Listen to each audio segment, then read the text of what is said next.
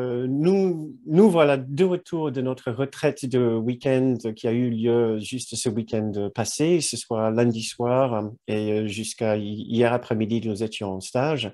Ce que j'ai très envie de faire avec vous ce soir, on a juste une petite heure pour vous restituer vraiment l'essence de cette retraite qui s'appelait l'ombre et la lumière. Donc, pour ceux qui étaient là pendant ce week-end et qui sont ici ce soir, ça va vous faire le petit rappel déjà de ce week-end, mais un peu accéléré. Et pour ceux qui, qui, qui viennent ici régulièrement ou qui sont en train de regarder ceci en replay, ça va vous faire juste une petite idée, vous donner un petit aperçu, le parfum de ce thème, mais peut-être un peu plus que juste un parfum parce que j'ai envie de faire un exercice avec vous, même deux petits exercices avec vous qui vont vraiment vous emmener dans le cœur de ce sujet, ce que cela veut dire de faire face à un ombre, d'identifier un ombre, et puis d'essayer de porter de la lumière ou de ramener cette ombre, comme on dit dans un courant miracle, ramener cette morsure, cette tache de morsure, ramener ces ténèbres vers la lumière. C'est ça le mouvement que nous cherchons. Donc, j'ai juste oublié de paramétrer mes notes, ce que je suis en train de faire là maintenant. Euh, et voilà, c'est parti. Je pense que tout est en place pour notre soirée, pour notre soirée maintenant. Donc, oui, comme je disais, en général, ce que je voudrais faire aussi pour cette séance, c'est juste vous partager ce que c'est le mouvement que nous avons cherché ce week-end et le mouvement que nous cherchons en général avec une cour miracle. C'est de quelque chose qui ressemble à de l'obscurité, à quelque chose qui pour nous est extrêmement lumineux et léger, d'aller de quelque chose qui est un peu lourd et dense à quelque chose qui est extraordinairement expansif, d'aller de quelque chose qui est, nous pourrions dire, qui nous ramène vers le bas, à quelque chose qui nous élève et qui nous remonte quelque part, et d'aller d'un esprit confus à un esprit clair et sage et lumineux, et d'aller de quelque chose qui est très extriqué, d'aller de quelque chose qui est très personnel vers quelque chose qui est très universel et unifié. En général, c'est le genre de mouvement que nous cherchons avec tout chemin spirituel. Je ne veux pas dire particulièrement avec une cour miracle, je ne connais pas tous les chemins spirituels, mais c'est bien le cas avec une cour miracle que nous essayons d'abord de devenir conscients de tout ce qui est une absence de paix dans notre esprit, dans l'objectif d'emmener ce qui semble la cause ou l'origine de cette absence de paix à une source de lumière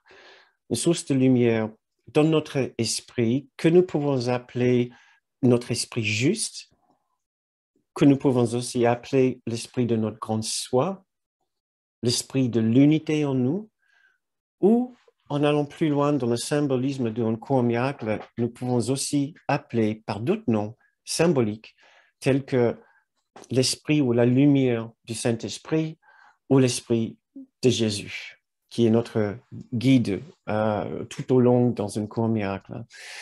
Donc, pour commencer, nous pouvons nous poser cette question et nous reposer dans cette belle question, qu'est-ce que la lumière pour nous? Qu'est-ce que la lumière pour nous? Comme vous savez bien, j'aime bien nous poser des questions ouvertes qui nous font entrer dans la matière, dans l'interrogation. Ce n'est pas des informations que nous cherchons, c'est toujours une expérience vers laquelle nous allons. Nous utilisons des informations, des concepts, mais pour stimuler des expériences, des réflexions, des contemplations en nous. Posons-nous cette question tout d'abord, qu'est-ce que la lumière pour nous? Qu'est-ce que la lumière pour vous? Si vous avez, si vous avez envie, vous pouvez mettre votre idée dans le fil de chat. On a posé des questions semblables lors d'autres séances et nous ramenons notre conscience toujours vers cette luminosité, vers cette présence tellement élevée en nous, c'est notre premier objectif, c'est de nous souvenir de ce que c'est notre but. Qu'est-ce que nous cherchons? Pourquoi est-ce que je suis là ce soir? C'est pour trouver quelque chose, c'est pour me souvenir de quelque chose. C'est pour faire un certain travail intérieur qui va ouvrir un nouvel espace dans ma vie. Et dans cet nouvel espace, je vais pouvoir avoir une nouvelle expérience de ce monde et de ma propre vie. Donc, j'ai quelques suggestions qui viennent dans le fil de chat. Merci beaucoup. La lumière est l'amour et la joie, la félicité. La lumière, c'est la vérité et c'est au niveau du cœur. La lumière est la foi, la croyance forte, l'envie de voir qu'il y a autre chose que mon mental. La lumière est plénitude. La lumière est paix, la détente. La lumière est expansion et joie. La lumière est Dieu en nous. Pour moi, la lumière est la présence de Dieu. Pour notre personne, c'est quelque chose qui éclaire mon chemin. Pour encore une autre, c'est l'amour véritable. C'est la source. Cette personne associe la lumière à la guérison et la sécurité. Encore pour une autre, c'est douceur et bienveillance. Et pour notre personne, ce n'est pas un mot qui parle d'habitude pour moi, mais peut-être un moment où on n'est pas focalisé sur regarder les problèmes et la vision est plus claire peut-être. Pour une autre personne, c'est compréhension et non jugement. Et pour ce dernier commentaire, c'est la source d'amour. Excellent, très bien. Merci beaucoup. Donc, c'est pour commencer, comme nous avons l'habitude de faire, par un moment d'intériorisation qui je trouve tellement important parce que nous devons toujours nous souvenir de ce que c'est notre objectif. Pourquoi nous sommes ici? Pourquoi vous êtes ici ce soir ou pourquoi vous avez choisi de regarder cette vidéo? C'est parce que quelque part, vous savez que notre expérience vous attend. Une expérience de quelque chose qui est remarquablement lumineux, beau, transcendant, inclusif, aimant avec un amour tellement doux et inconditionnel que nous serions immédiatement parfaitement intégrés et acceptés au sein de cet amour. Et j'ai choisi cet extrait pour démarrer notre séance ce soir. Si vous voulez bien l'écouter comme une méditation, reposons-nous juste 2 minutes le temps d'écouter cet extrait du cours, en nous reposant dans notre esprit, en nous rappelant, en nous souvenant qu'il y a en nous déjà cette lumière, cet amour que nous cherchons. Ce n'est pas ce monde qui a pu enlever de notre esprit cet amour et cette lumière que nous cherchons, qui reste des constantes, des présences constantes et immuables de notre esprit.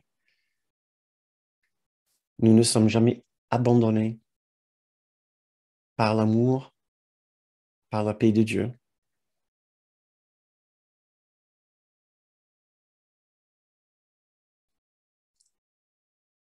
Au fond de notre esprit, nous trouvons tout ce que nous avons cherché. Et voici un extrait qui nous rappelle de cette qualité extraordinaire que nous trouvons en nous. Et je lis du chapitre 13, section 6, paragraphe 11. Il est une lumière que ce monde ne peut donner. Or, toi, tu peux la donner, comme elle t'a été donnée. Et quand tu la donnes, elle irradie pour t'appeler hors du monde en la suivant. Car cette lumière t'attirera comme rien en ce monde ne peut le faire. et tu mettre ce monde de côté pour en trouver un autre. Cet autre monde resplendit de l'amour que tu lui as donné.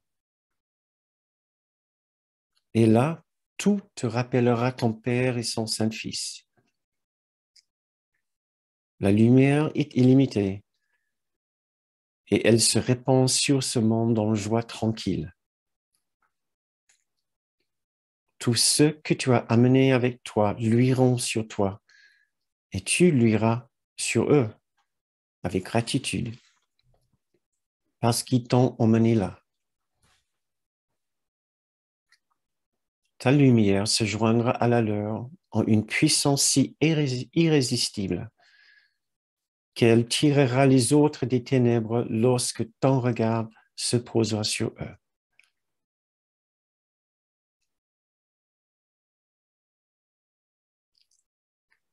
Ce très bel extrait nous parle de la lumière qui est dans notre esprit juste, la partie de notre esprit qui contient le souvenir de notre véritable identité. Et parle aussi de ce qui est notre rôle une fois que nous avons atteint, une fois que nous nous sommes souvenus de cette lumière, c'est de le donner. C'est de la donner aux autres. De nous souvenir que cette lumière est aussi dans leur esprit, aussi bien que dans la nôtre. Maintenant, posons-nous une autre question pour entrer plus dans le vif du sujet, là où ça va commencer à devenir plus intéressant. Si d'un côté, nous savons intuitivement ce que c'est cette lumière, peut-être intuitivement, un peu vaguement aussi, puisque nous ne l'avons pas connue, pas encore vraiment de très, très, très près. C'est l'expérience, la magnifique expérience qui nous attend pour une future pas si lointaine que ça. Maintenant, tournons-nous vers les ombres, c'est un monde de dualité, il n'y a pas que lumière dans notre esprit, il n'y a pas que lumière dans ce monde. Quelles sont ces ombres dont nous parlons? Quelle est l'expérience de ces ombres? Comment reconnaître une zone d'ombre? Comment est-ce que vous savez qu'il y a une absence de lumière? Comment est-ce que vous savez que vous êtes entré dans une zone ténébreuse de votre esprit? Comment est-ce que vous savez que vous êtes entré dans une expérience ténébreuse du monde? Une zone du monde qui est dans l'ombre et qui n'est pas dans la lumière. Quel est le ressenti qui vous indique que vous n'êtes plus dans un instant de lumière, pour ne pas mettre d'autres mots dans votre bouche. votre bouche. Donc, pensez-y, si vous regardez ceci en replay, et si vous n'avez pas envie d'écrire dans le fil de chat, pensez-y, que sont les ombres pour vous? Comment les reconnaître? Comment identifier une ombre? Et donc, j'ai quelques commentaires qui commencent à rentrer dans le fil de chat que je peux lire. Plusieurs fois, la peur, c'est par la peur qu'on reconnaît une zone d'ombre. La souffrance, les émotions négatives. Par la peur, l'angoisse, la terreur même, le sentiment d'être enfermé. Ce n'est pas clair dans l'esprit, il y a de la peur et du doute, de la frustration. Encore une autre personne, il y a des inquiétudes, des tensions, la paix et la joie ne sont pas présentes lorsque je juge les autres. Encore une autre personne, c'est la culpabilité qui indique la présence des ombres, des zones d'ombre. Je continue à lire vos suggestions. Le chagrin et la tristesse, la peur, la culpabilité, les émotions envahissantes. Quand je ne suis plus en paix, je suis alors dans l'ombre avec l'ego. La mélancolie, c'est bizarre, dit une personne, je me vois. Encore une autre qui dit, quand je suis en conflit en moi ou avec quelqu'un d'autre. Ressentiment et anxiété. Le manque de joie, la dépression ou toute émotion négative. Le jugement, le rejet. L'absence de rayonnement. Encore une autre, la douleur, les souvenirs difficiles, l'angoisse. Je continue à lire vos suggestions. Mécontentement, les angoisses, un traumatisme passé qui ferme la porte à l'espoir, la peur, le doute quand je suis anxieuse et pour finir, le besoin de se défendre ou de juger.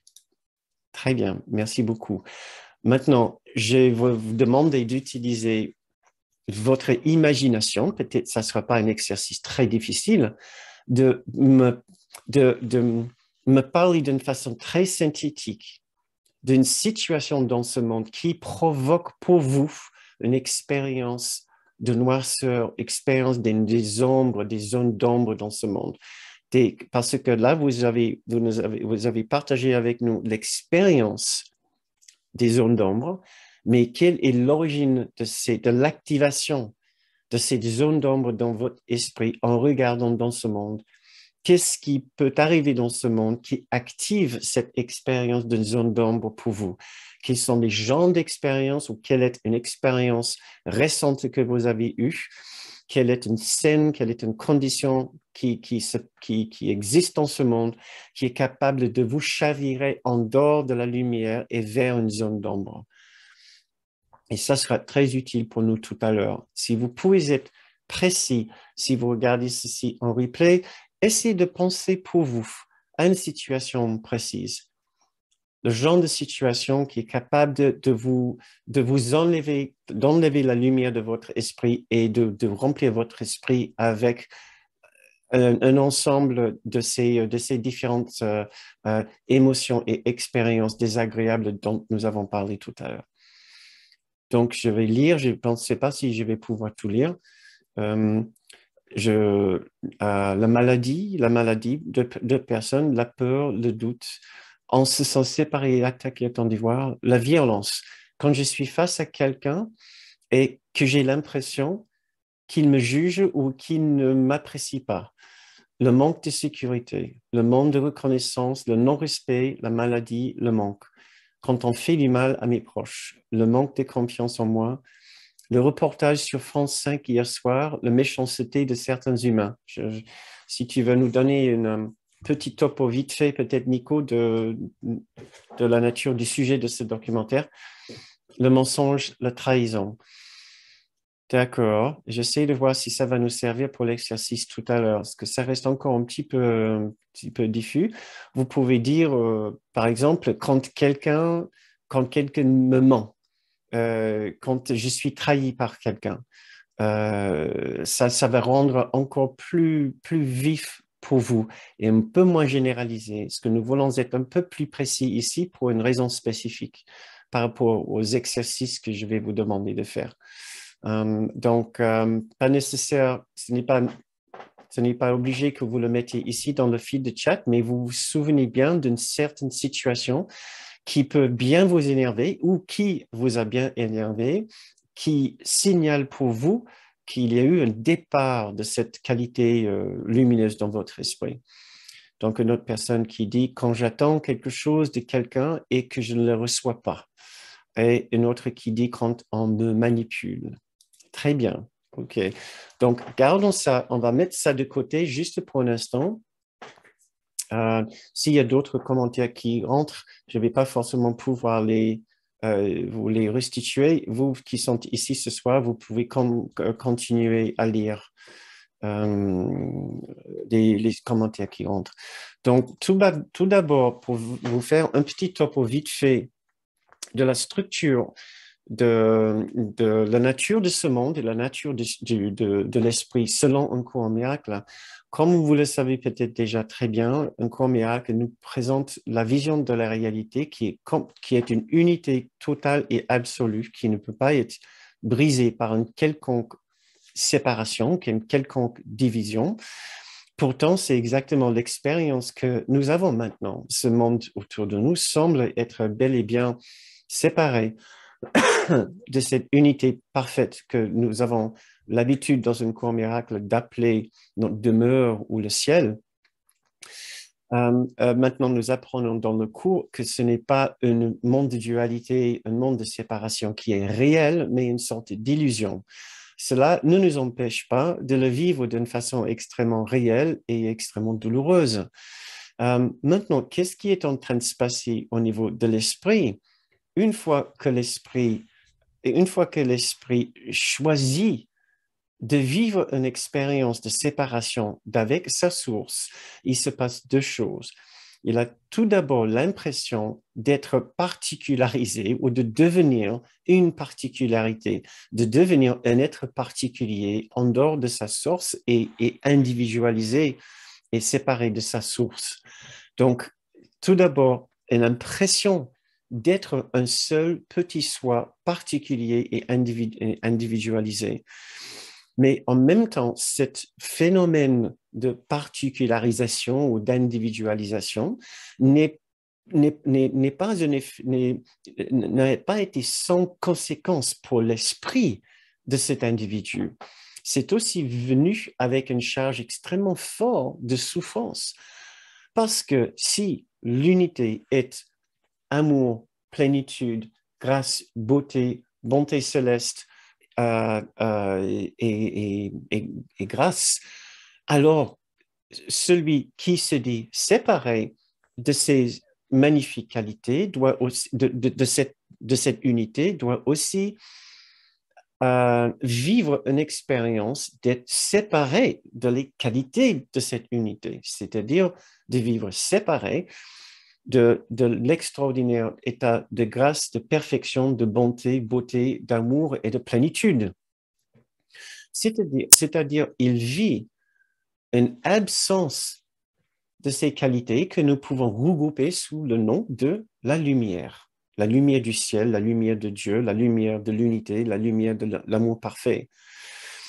L'esprit séparé est en train de cacher ces merveilleuses qualités de son esprit.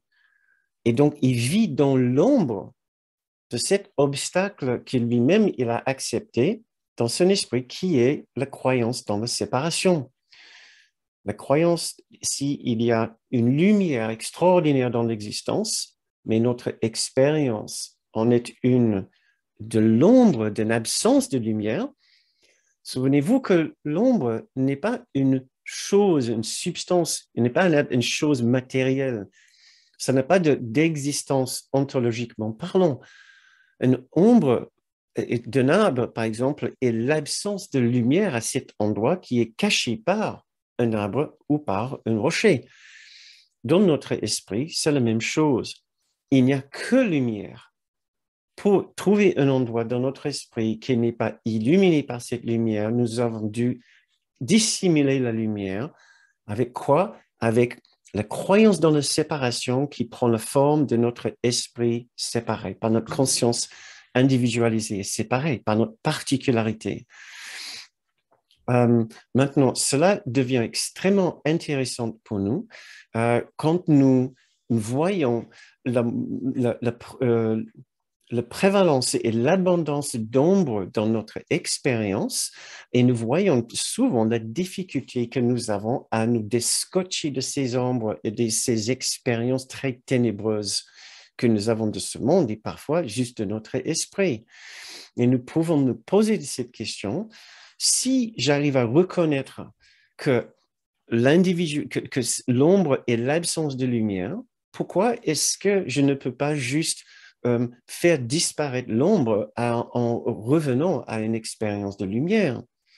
C'est tout simplement parce que si le petit soi est fabriqué à partir de...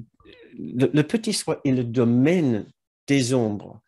Le petit soi, le soi individualisé, le soi particulier, vit à travers une expérience de séparation qui produit ces ombres. Et maintenant, quand nous essayons d'aller vers la lumière en nous, la lumière appartient à ce que nous pouvons appeler le grand soi ou l'esprit juste. Et qu'est-ce que nous voyons dans le grand soi? C'est quelque chose qui est beaucoup plus lumineux, qui est beaucoup plus léger, beaucoup plus expansif et beaucoup moins individualisé. Le grand soi est beaucoup plus universel et expansif. Or, le petit soi est très extriqué et extrêmement étriqué et extrêmement personnel et individualisé. Donc, les ombres sont le résultat de notre choix de vie personnelle, extrêmement personnel, extrêmement séparés de l'ensemble. Donc, chaque fois que nous essayons de nous sortir des ombres, en même temps, nous essayons de nous sortir de l'identité du petit soi et de la particularité. D'aller vers la lumière veut dire quitter le petit soi, quitter la particularité et quitter notre histoire personnelle. Les ombres sont extrêmement personnelles pour chacun.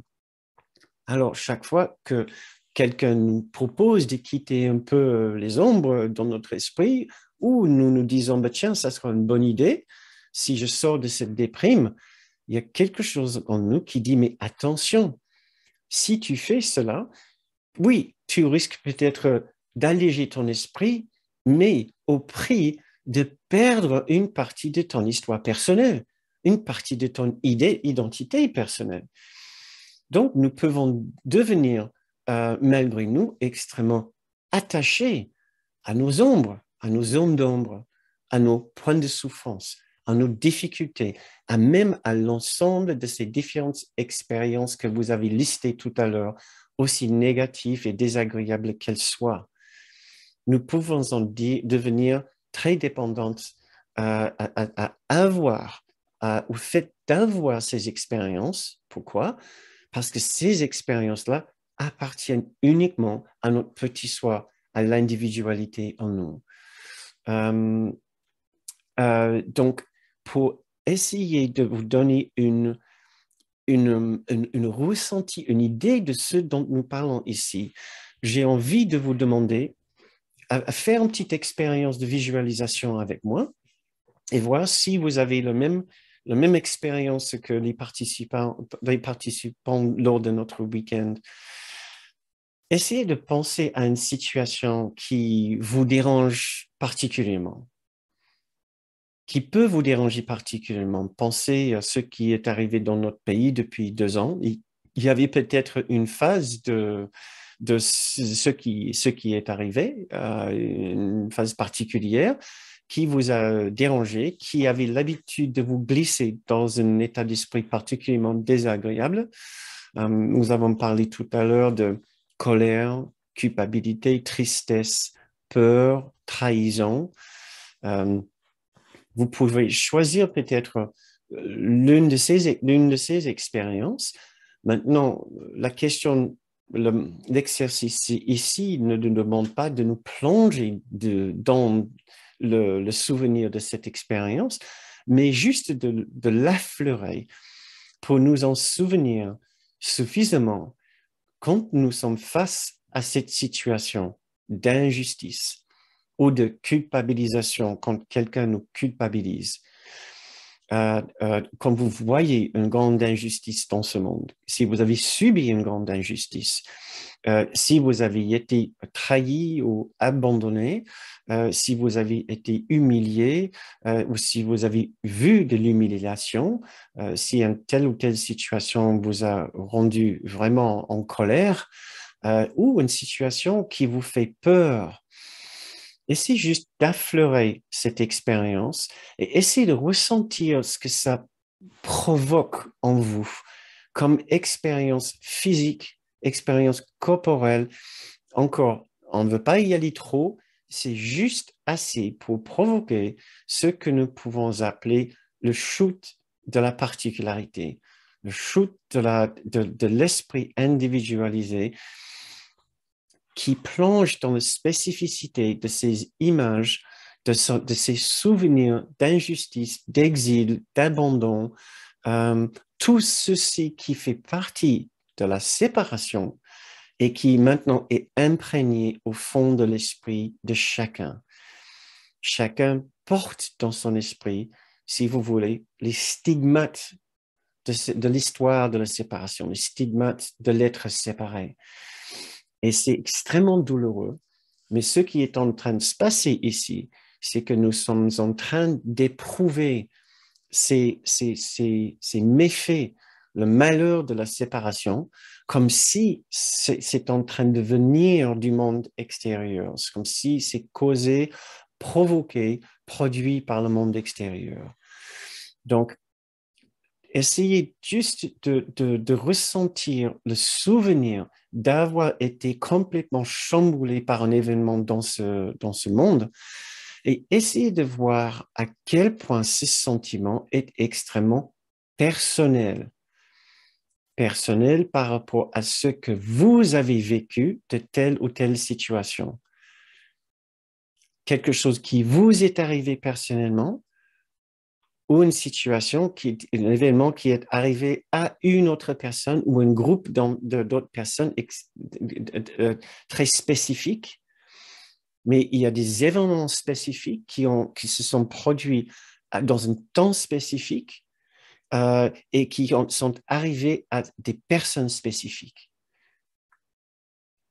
Essayez de ressentir ce que ça produit comme expérience forte et intense, ou qui pourrait provoquer comme expérience forte et intense. Maintenant, il n'y a que le petit soi séparé qui peut ressentir de telles choses. Et aussi désagréables qu'elles soient, elles sont extrêmement familières et de par le fait qu'elles sont extrêmement familières et appartenant à notre petit soi, elles sont rassurantes et sécurisantes. Elles sont rassurantes et sécurisantes du fait de leur familiarité, du fait de savoir, peur, culpabilité, colère, je sais qui je suis avec ces expériences. Je sais, je suis moi, avec mon nom, avec mon histoire, avec mes sensibilités, mes vulnérabilités, avec ma perception, avec mes interprétations, avec mes jugements, avec les rapprochements que je fais entre différents événements et différents faits. Ce n'est pas agréable, mais c'est familier et du fait d'être familier, c'est rassurant et sécurisant dans le petit soi. Nous savons qui nous sommes. Et il faut bien retenir ça, puisque c'est le cœur de la problématique de la guérison de notre esprit. Ce n'est pas le problème avec la guérison, n'est pas que nous ne savons pas ce que nous devons faire. Le problème est que nous ne voulons pas le faire sur un plan inconscient. La raison est celle-ci, c'est qu'il y a des résistances et des difficultés très, très, très importantes que nous avons à basculer du petit soi familier au grand soi qui est moins familier et beaucoup plus expansif. Donc, il y a des sections dans un cours en miracle qui parlent de ça. Je n'aurai pas le temps de vous les lire ici, mais je vais les mettre dans le descriptif de la vidéo. Excusez-moi, je dois juste faire une petite manipulation.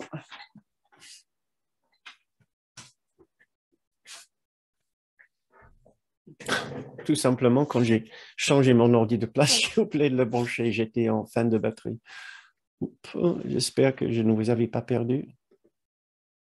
Je crois que ça doit être bon.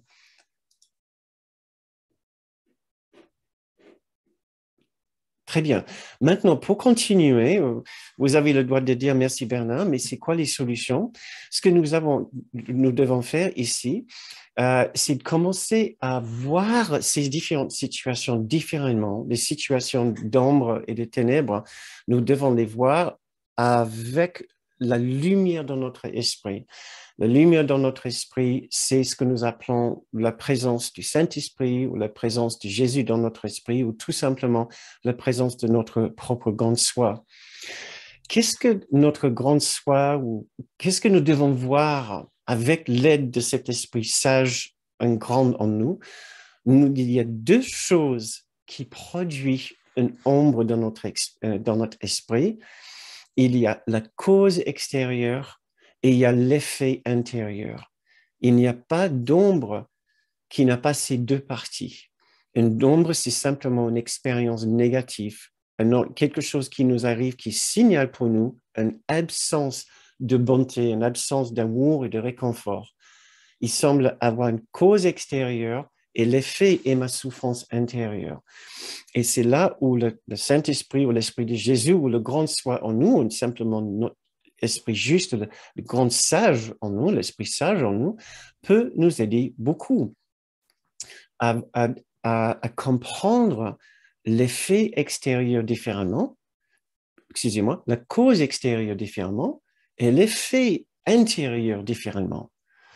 Ce que nous devons retenir, et ça va vous sembler de plus en plus clair maintenant, je crois, c'est que l'esprit séparé en nous, l'esprit du petit soi, a quelques impératifs. Il veut, et dans ces impératifs, il va toujours ramener notre esprit vers le petit, vers l'étriqué, vers le séparé, vers le personnel et vers le ténébreux. Nous pouvons dire qu'il veut renforcer la séparation, le sentiment de division, de conflit, d'opposition. Il veut renforcer le sentiment de danger et de mal. Il veut renforcer le sentiment de souffrance, de mal-être, le problème extérieur, la gravité de la situation ou de ce qui s'est passé. Il veut renforcer la spécificité, les détails de ce qui se passe, qui a fait quoi. Il veut renforcer l'histoire personnelle et l'expérience personnelle. Il veut renforcer aussi l'aspect temporel, l'importance du temps dans le déroulement des événements. Or, le Saint-Esprit ou l'Esprit juste en nous, la partie sage de notre esprit, veut nous élever, veut devenir plus expansif, veut emmener notre interprétation, notre perception et notre expérience toujours vers quelque chose de beaucoup plus inclusif, beaucoup plus expansif et léger et universel, qui nous élève vers la sagesse, la bonté et l'apaisement. Il veut donc renforcer l'unité, la similitude, le rapprochement et l'harmonie. Il veut rappeler la sécurité et la justice sur un plan spirituel et universel. Il veut mettre toujours la situation, l'événement dans un cadre moins spécifique, plus généralisé et universel. Il veut toujours diminuer l'importance de l'histoire personnelle et particulière. Il veut toujours rappeler à l'esprit que la seule souffrance est la séparation d'avec l'amour de Dieu. Il veut élever l'esprit au-dessus du champ de bataille dans un endroit d'immense paix. Et il veut nous élever au-dessus, en dehors du temps, et nous livrer dans un endroit intemporel. Donc, il y a plein de choses que j'avais envie de faire, mais je vois que ça ne sera pas possible. Donc, ce que je vais suggérer, c'est que vous essayez de retrouver cette vidéo en replay. À ce moment-là, vous pouvez l'arrêter à cet instant maintenant et vous pouvez essayer de ressentir ces deux mouvements pour vous-même. Le mouvement de l'ego, de l'esprit, esprit séparé et étriqué qui veut toujours amener des choses vers l'extrêmement personnel et spécifique et malheureux, et l'autre esprit qui veut toujours nous encourager à devenir plus grand dans notre perception, plus inclusif et plus léger dans notre perception. Vous pouvez essayer de faire cet exercice chez vous. Maintenant, voyons voir, vu à travers ce filtre-là, sachant maintenant comment l'ego regarde les événements de ce monde d'un côté, comment le Saint-Esprit ou l'Esprit sage et juste en nous regarde de l'autre côté les événements de ce monde, écoutez-moi ceci. La cause extérieure vue par notre petit soi, vue par l'ego, est ceci. L'autre est l'initiateur de l'ombre qui n'existait pas avant dans mon esprit. Et essayez de voir si vous êtes d'accord ou pas d'accord avec ce que je suis en train de dire. Ce que je vais vous demander après, de me donner un ordre d'idée jusqu'à quel degré, si vous voulez, vous étiez d'accord ou pas d'accord. Donc, à la fin, ou peut-être pendant cet exercice, si vous souhaitez, si vous êtes d'accord avec ce que je suis en train de dire, vous pouvez mettre un 5. Oui, je suis absolument d'accord. Si vous êtes plutôt faible association, résonance avec ce que j'ai dit, vous pouvez mettre juste un chiffre 1. Ça m'intéresserait de voir quelle est votre expérience. Pensons alors à votre situation dérangeante de tout à l'heure.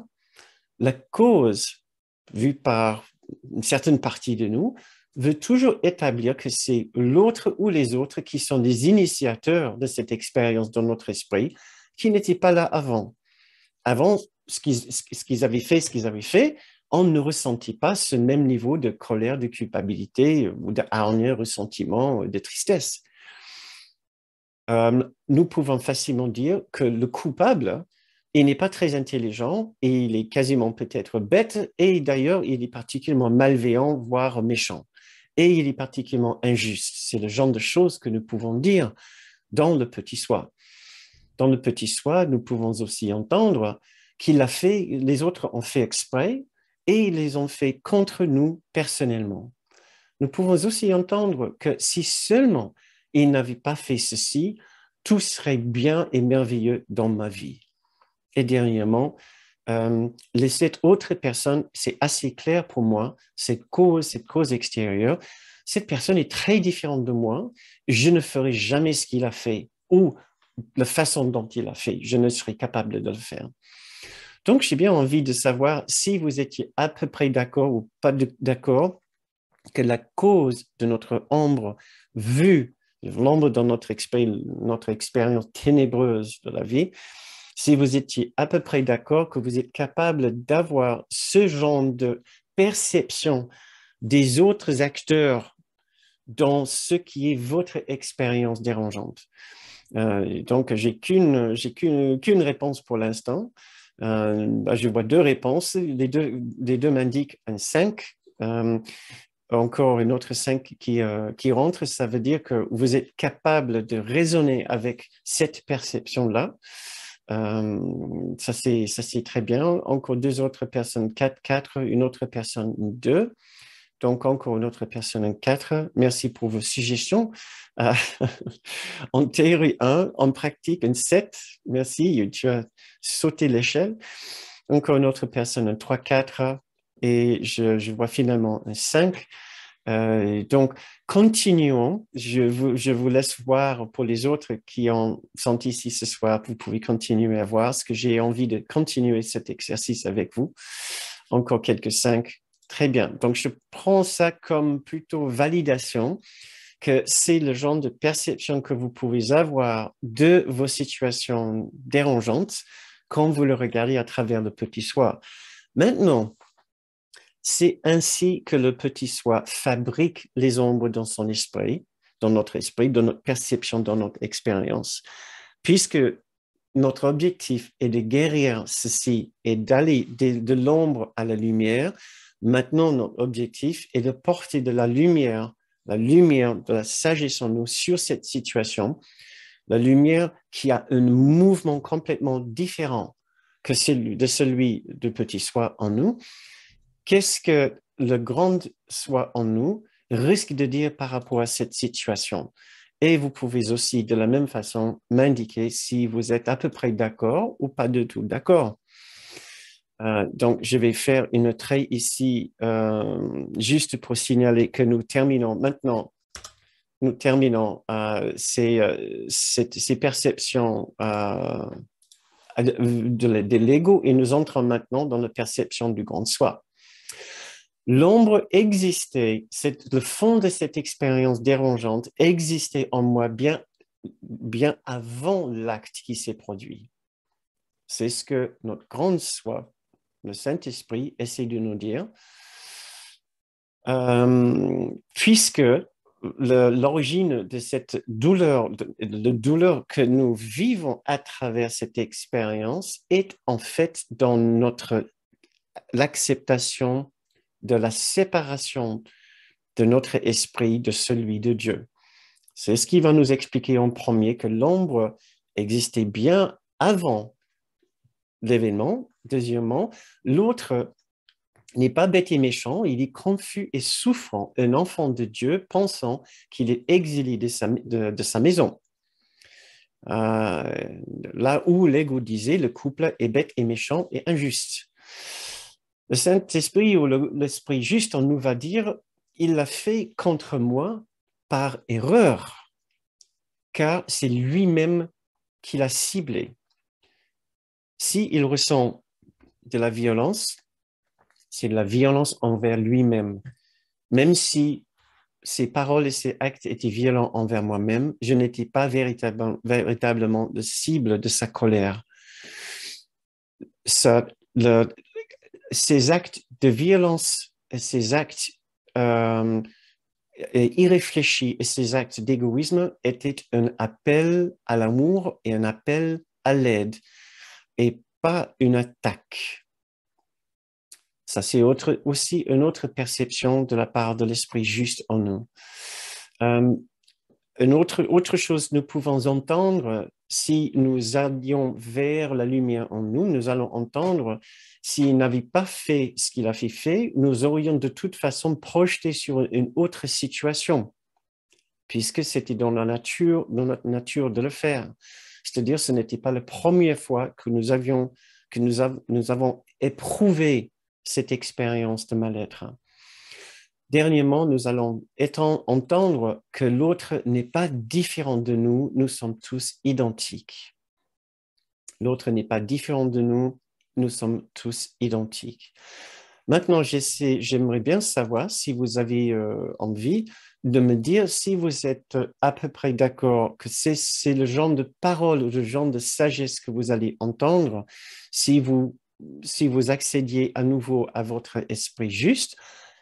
Ou si non, si vous mettez un ou deux, j'aimerais aussi le savoir. Et ainsi, nous pouvons aussi peut-être en discuter. C'était un peu mon idée ici. Je vais voir selon le temps qui nous reste. Je vois 1, 2, 3, 4, 5, 6, 5, 6 chiffres 5. Et encore un autre chiffre 5, un 4 qui valide que l'expérience que vous auriez de cette situation vue à travers la sagesse en vous, c'est celle-ci que je viens de décrire. Qu'est-ce que nous essayons d'apprendre avec ceci? C'est que les zones d'ombre de notre vie ne sont pas là, ne sont pas littéralement causées par les autres. Les zones d'ombre dans notre esprit, nous les portons avec nous, puis les projetons sur les acteurs de notre vie. Alors, porter de la lumière dans notre conscience veut dire, pour chaque zone d'ombre, nous essayons de réinterpréter ce qui s'est passé vu par la lumière en nous. Et la lumière va retraduire les événements et les actes les uns après les autres, acteur par acteur, pour nous élever dans notre interprétation, notre perception, pour réunifier notre perception, pour que nous soyons plus proches de l'autre, pour que nous voyions l'autre différemment, comme faisant partie de l'unité, une partie séparée de l'unité maintenant, qui est confus, qui est malheureux, qui appelle notre aide pour sortir de sa difficulté. Cette aide va nous déculpabiliser, va déculpabiliser l'autre, va nous innocenter, ce qui va nous aider à nous rapprocher, à nous sentir plus en intimité avec les autres. Tout ce que l'ego essaie de faire, c'est de produire de plus en plus de division et de séparation, puisque c'est dans sa nature de confirmer et renforcer la dualité et la séparation.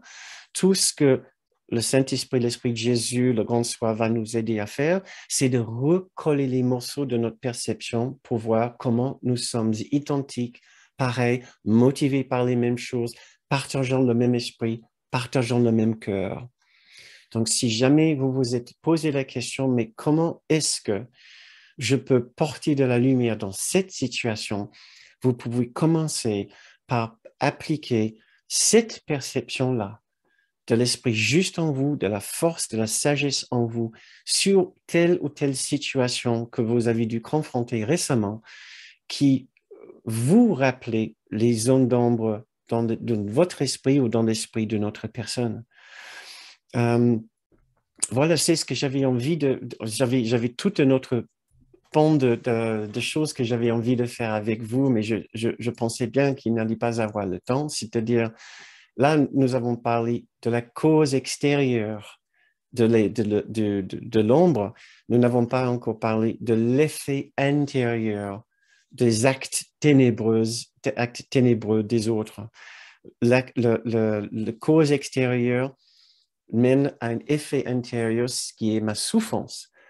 L'ego en moi a quelque chose très, très précis à dire, quelque chose très précis à dire par rapport à ma souffrance, que c'est grande, elle est importante, il faut que je le partage avec tout le monde. Et sur ma droite, la partie extrêmement sage et bienveillante, unie avec l'esprit de Jésus et du Saint-Esprit, me dirait quelque chose très, très différent par rapport à ma souffrance. Mais je vais devoir laisser ça pour une autre fois, peut-être une autre séance. En tout cas, ce que nous entendons dans l'esprit juste par rapport à notre souffrance, c'est que la seule cause de notre souffrance, c'est notre séparation avec l'amour, la paix, le réconfort et la sécurité qui sont dans notre propre esprit. C'est ça l'origine de notre souffrance. Et dès l'instant que nous pouvons ouvrir cette porte intérieure et nous poser dans l'instant et pour recevoir et ressentir à nouveau que là en nous, nous contenons cette douceur. Nous contenons véritablement cet endroit de respect, de valorisation, de plénitude, l'absence de besoin, l'absence de violence. Tout ceci est en nous. Nous allons naturellement laisser passer notre perception et notre expérience des ombres de ce monde et nous allons nous retrouver dans l'expérience de la lumière. Donc voilà essentiellement ce que j'avais envie de faire avec vous ce soir. Nous avons passé 3 jours sur ce sujet récemment, beaucoup d'exercices en groupe qui nous a donné l'opportunité d'entrer dans la spécificité de la situation de beaucoup de personnes. C'est ce que j'avais envie de faire avec vous ce soir. Quand j'ai dit partagez avec nous vos situations spécifiques, j'avais envie de vous aider spécifiquement à les réinterpréter par la lumière qui est dans notre esprit juste. Maintenant, cela ne peut pas faire partie de la séance, la partie formelle de la séance que je vais arrêter juste en quelques minutes. Mais si vous avez le temps de rester avec nous après, je peux essayer d'en discuter avec vous pour voir avec vous comment nous pouvons voir vos situations, telle ou telle situation difficile, avec cette magnifique lumière qui peut nous élever au-dessus de ces interprétations, ces expériences très difficiles. Donc, pour là où nous sommes à cette instant-ci, c'est que nous devons déjà terminer la première partie de notre séance. Donc, si vous voulez bien, vous installer juste pour une petite méditation, un instant d'intériorisation et de contemplation, pensant au travail que nous avons fait pendant l'heure écoulée. Nous pouvons essayer de retrouver justement cet endroit de quiétude en nous, cet esprit juste. Donc, si cela vous aide, vous pouvez fermer les yeux ou baisser votre regard. Vous pouvez suivre votre respiration, ce qui procure pour nous toujours une expérience apaisante quand nous suivons notre respiration et quand nous ralentissons notre respiration, quand nous ralentissons notre pensée en même temps que notre respiration.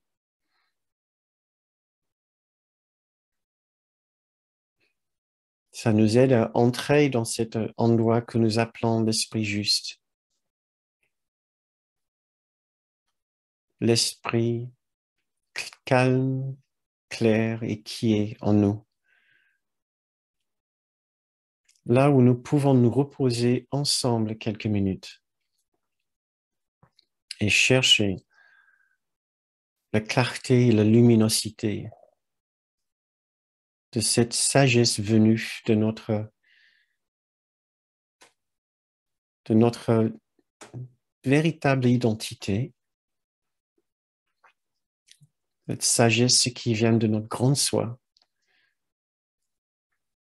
cette sagesse et lumière qui vient de notre maison céleste, qui est toujours là en nous, que nous n'avons jamais pu perdre. Il y a une grande sagesse en chacun que nous pouvons appeler sa lumière.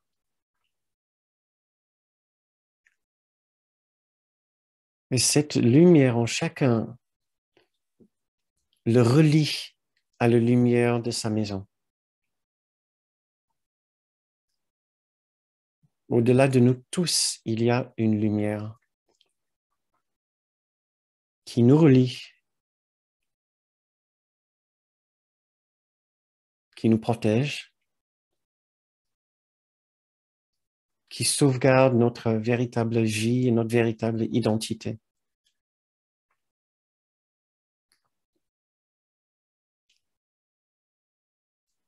Et cette lumière est tellement immense, tellement bienveillante, qu'elle ne fait qu'inclure en grandissant toujours, toujours plus grand.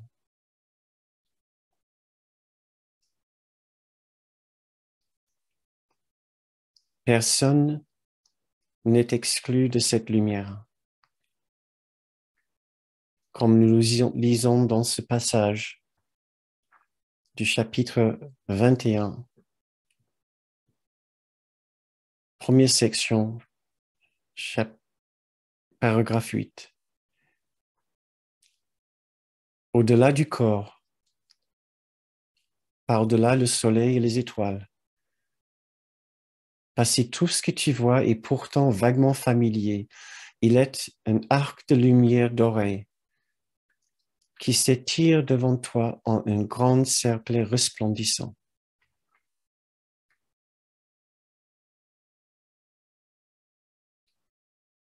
Et tout le cercle se remplit de lumière sous tes yeux.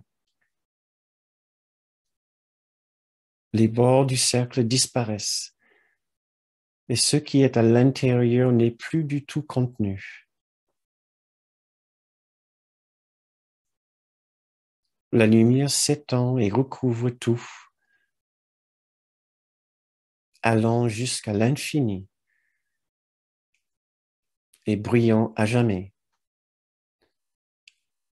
sans rupture ni limite nulle part.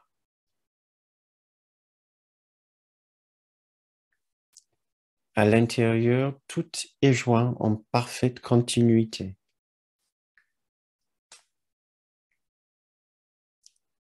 Il n'est pas possible non plus d'imaginer qu'il pourrait y avoir quoi que ce soit à l'extérieur, car nulle part cette lumière n'est pas.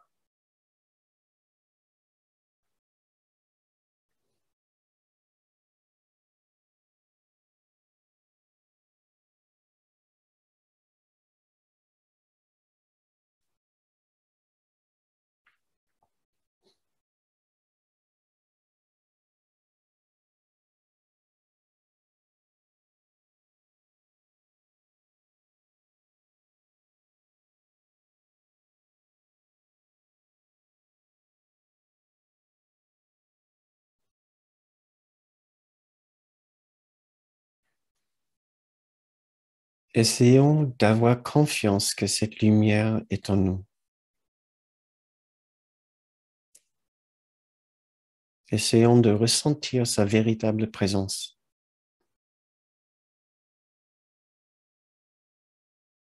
Peu importe les expériences que nous avons eues dans cette vie.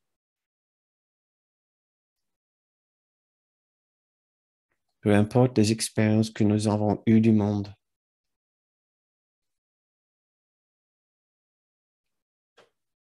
Peu importe ce que nous avons fait dans notre vie. Cette lumière est intemporelle et en dehors de ce monde. Cette lumière est notre propre esprit, notre véritable esprit. Et cette lumière est notre véritable maison.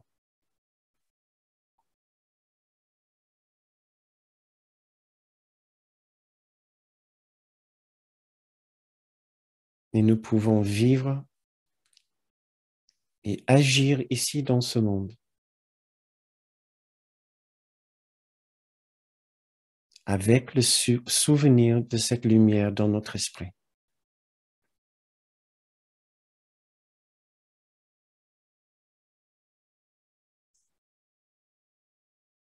Et ainsi, nous pouvons vivre réconfortés,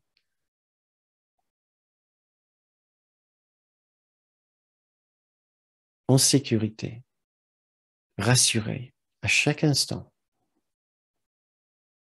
que peu importe ce qui se passe dans ce monde, tout va bien. Et nous pouvons étendre cette lumière en l'offrant aux autres.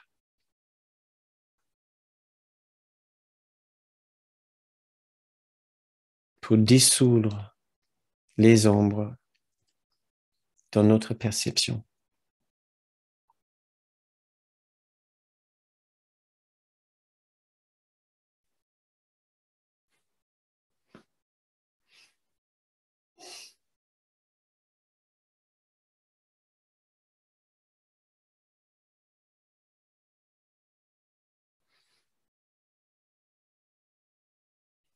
Très bien.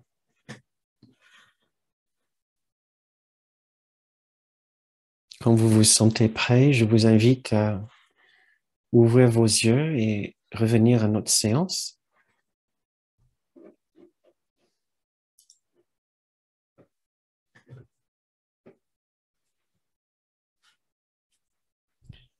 C'est la fin de cette méditation et la fin de cette séance aussi. Si vous avez un peu de temps, je peux passer encore quelques minutes avec vous pour essayer de discuter et de voir vos situations avec vous, comme je vous avais dit. Ça sera avec une grande plaisir. Et attendez, je vais juste faire une petite chose. J'aurais dû faire. Où est-ce que je le vois?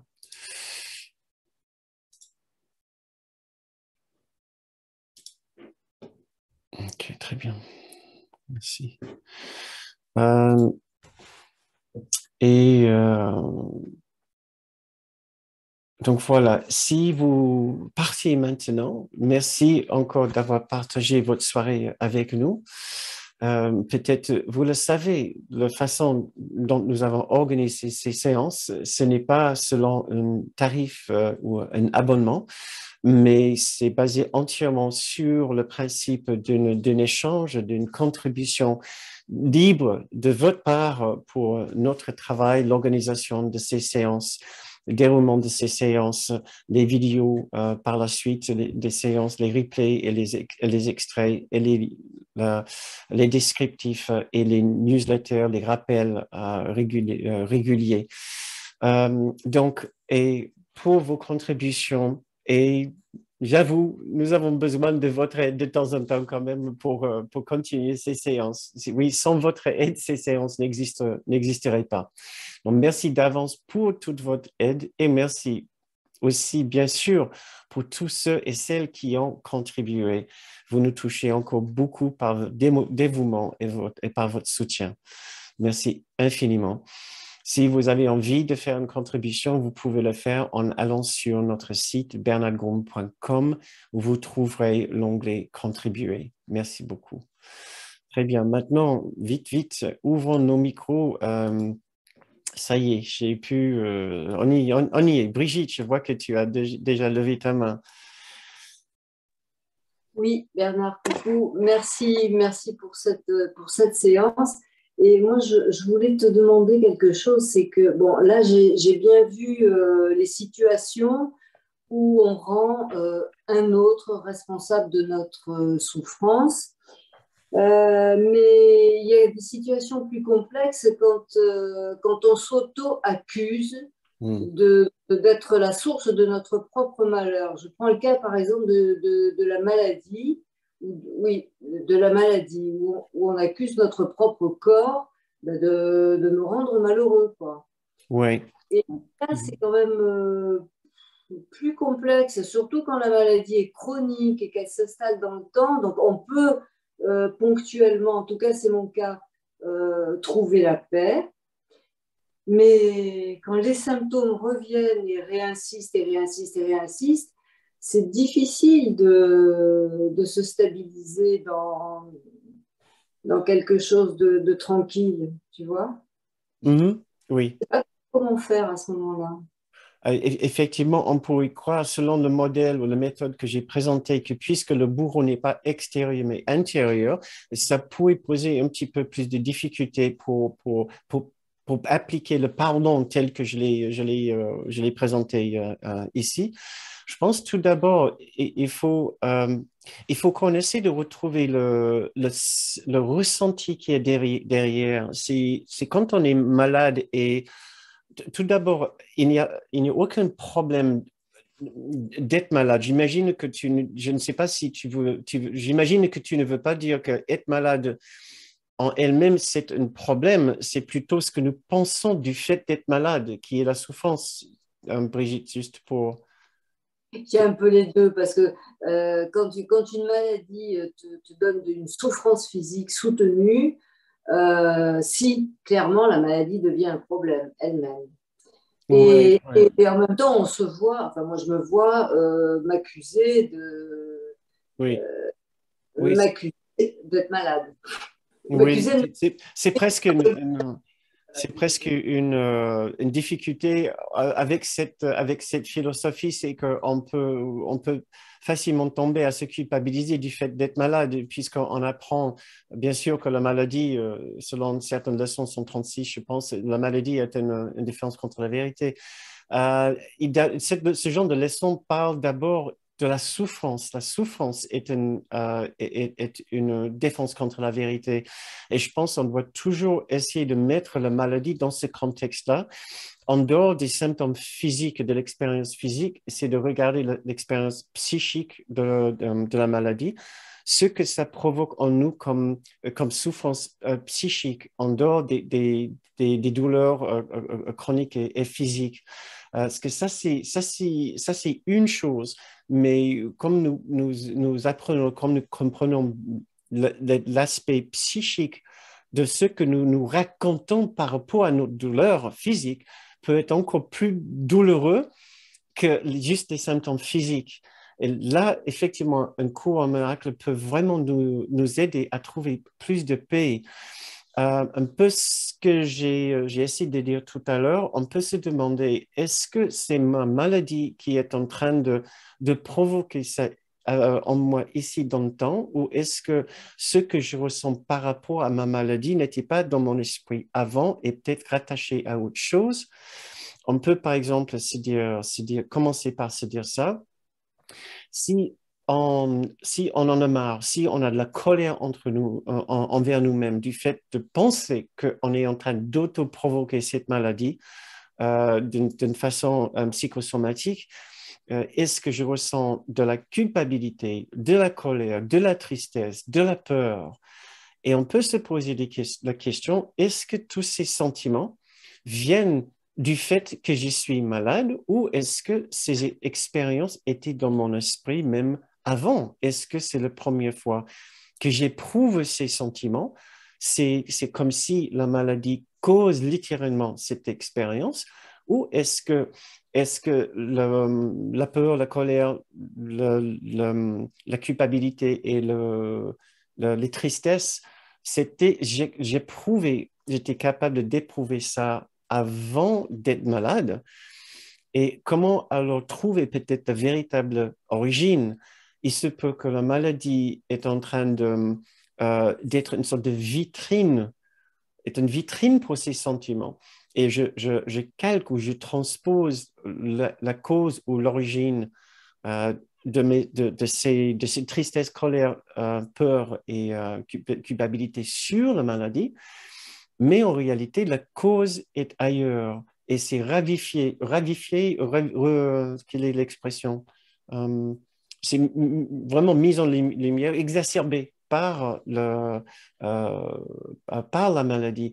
Et je pense que nous pouvons faire cet exercice et nous poser la question, si je ressentais mon unité parfaite avec l'amour, avec la tendresse de l'univers, de l'existence, si je savais à quel point j'étais aimé, profondément aimé, et qu'il y avait une approbation si parfaite de moi, pas le moindre jugement de ce que je suis et ce que j'ai fait et ce que j'ai été et de la condition de mon être physique maintenant.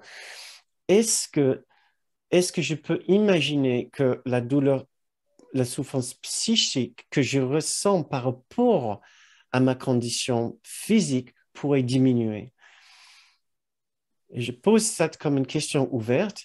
Si je pouvais, si je pouvais diminuer la culpabilité que je ressens dans mon existence par rapport à tout, pas simplement par rapport à, à cette maladie, mais par rapport à ce que j'ai fait quand j'ai été enfant, quand j'étais adolescente, quand j'étais jeune femme, quand j'étais jeune maman, quand j'étais maman plus âgée, toutes les différents stades de ma vie, si je peux me déculpabiliser, mais si entièrement et si parfaitement sur tous les plans et accepter la pureté, la pure innocence de mon esprit, jointe avec celui de Jésus du Saint-Esprit et Dieu, est-ce que ça pourrait m'aider à ressentir un soulagement dans mes douleurs physiques? Et je pense que ça serait peut-être une première approche ici. Autre chose qui pourrait être aidant ici, c'est quand je parle d'un bourreau extérieur, ce bourreau extérieur peut aussi être un bourreau intérieur, mais extériorisé. Je vais essayer d'expliquer ça. Quand nous nous en voulons, et ça fait mal, c'est comme si nous avons deux parties de nous. Nous sommes à la fois le bourreau et la victime. Donc, dans un sens, le bourreau est toujours à l'extérieur de moi en tant que victime. Même si c'est moi-même, j'auto-provoque une, une, une, une condition de douleur, j'en veux à un bourreau.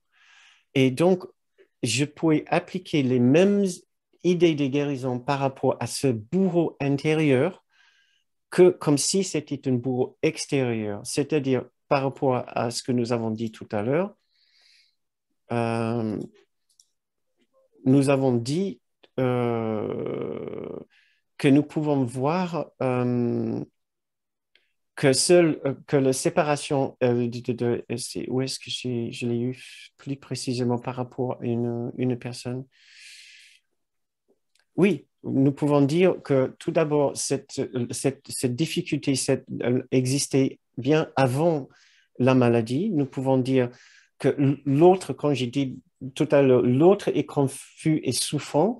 L'autre, en l'occurrence maintenant, c'est à l'intérieur de nous. On regarde le bourreau en nous, qui est comme un petit enfant qui est enragé, qui essaie de, de répandre sa colère et son vitriol partout autour de lui, en rendant tout le monde malade.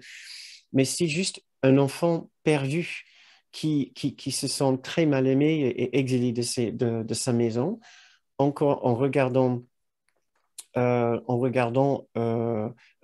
bourreau intérieur. Nous pouvons voir que si ce n'est pas par rapport à notre situation, cette situation-là, ça aurait été par rapport à un autre.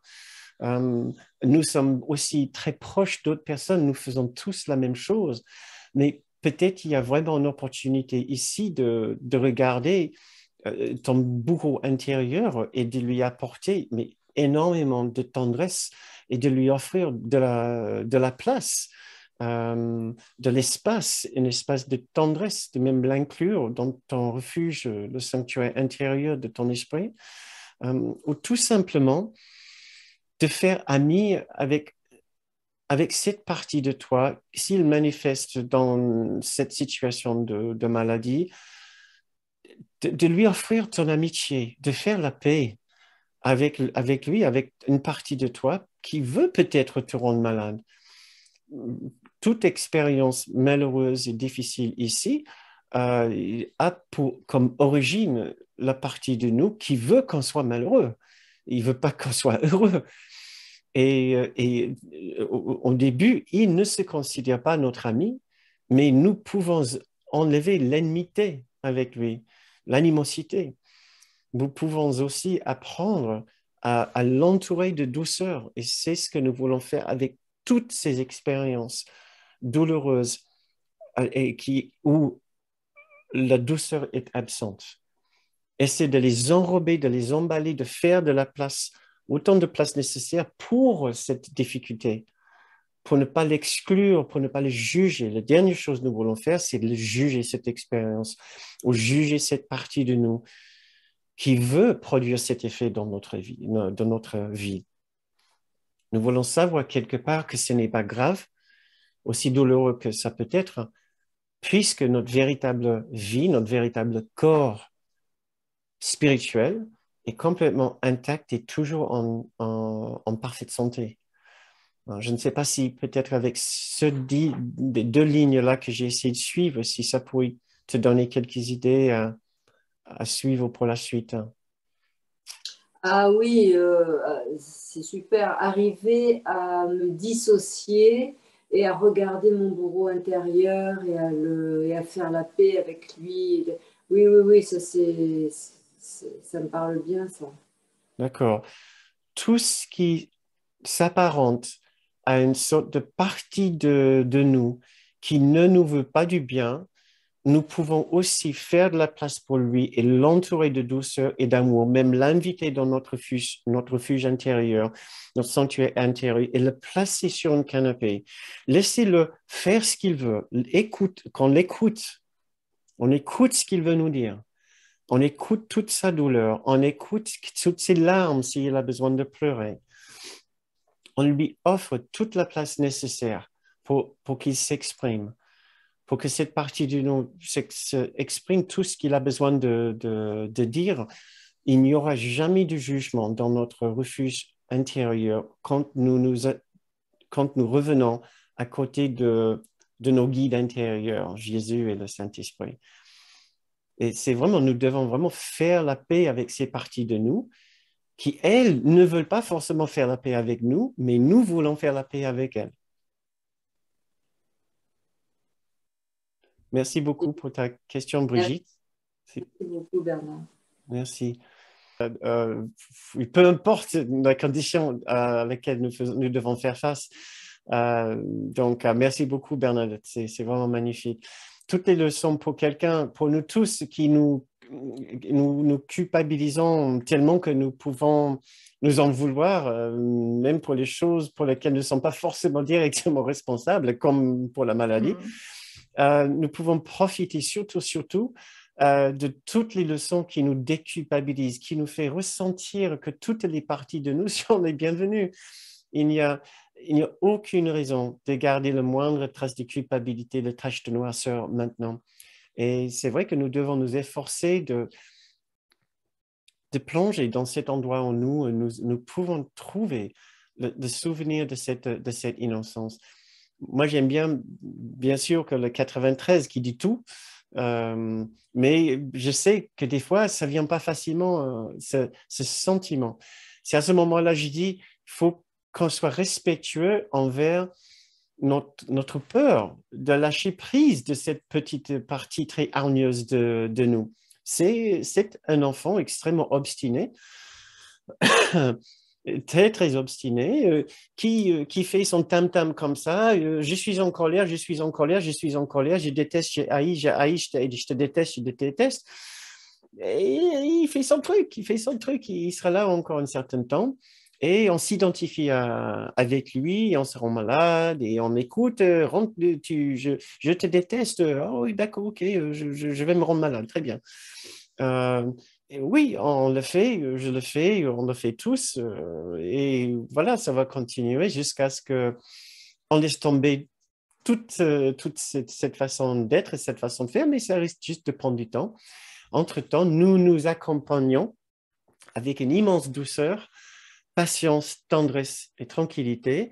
Et ainsi, nous allons apprendre une expérience de légèreté et de douceur et d'acceptation. Nous allons nous accepter auprès de cette lumière.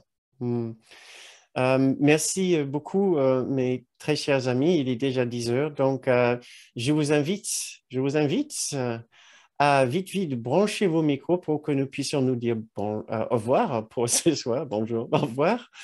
Donc, allez-y, branchons nos micros. Merci encore infiniment pour votre présence ce soir. C'était un peu rapide, une séance peut-être un peu intense. Il y avait beaucoup que j'ai voulu faire comme d'habitude avec vous dans très peu de temps. Merci.